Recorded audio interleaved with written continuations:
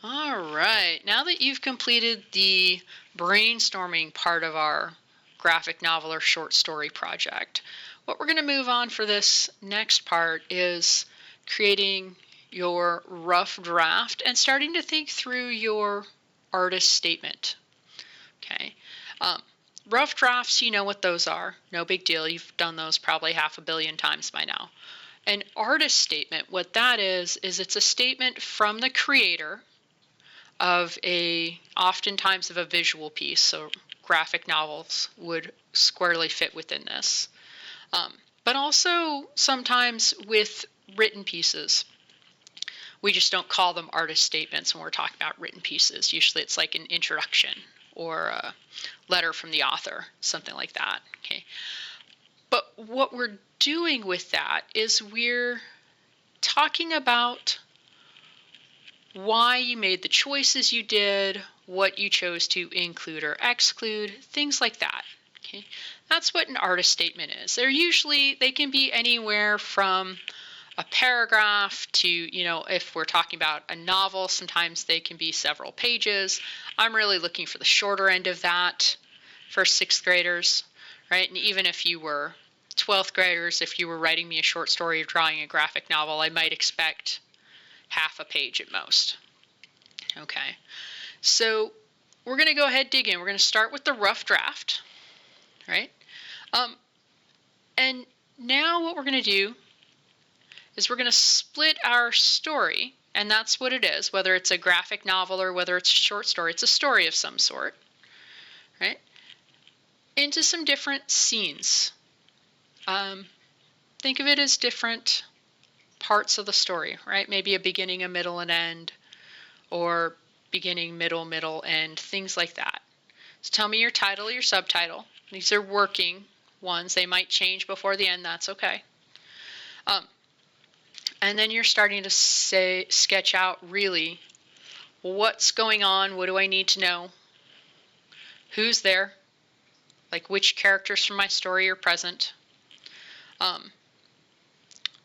What's the landscape? Where is this happening?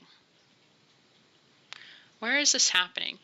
So if you're drawing the graphic novel, you might do some rough sketching here, and that's cool. You're also more than welcome to just tell me. That's fine too. What's the captions or the dialogue going to be about? Right? Captions are oftentimes a part of graphic novels. It's not something you'd see in a short story, but tell me a little bit about that. Okay. I don't know why that's labeled 1, 2, and 3 again, and then it's got the same pieces. But you can do just one of the two. And then if you need more scenes, you can use the second page. Okay? So again, you're looking at kind of really thinking this through a lot more firmly. Bullet points are fine for this, by the way. I'm not really worried that you're writing incomplete sentences quite yet, just that you're really starting to think through. You've moved beyond that brainstorm, I've got some basic ideas phase to, okay, here's a much more firm working copy of what I've got. All right, so that's our rough draft.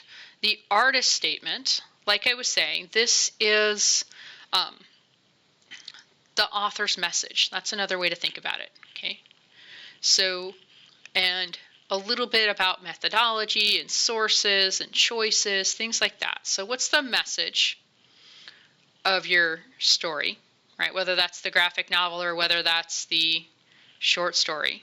Okay. How did you use your research or your evidence to support that? So give me some specific examples, 1 or 2 specific examples, right? And then I want you to be very explicit with this last question, where you're drawing that connection between ancient Greece and today. Okay? So what's the message? How does the research or evidence, how did you use that to help support it? What are the connections? Be explicit.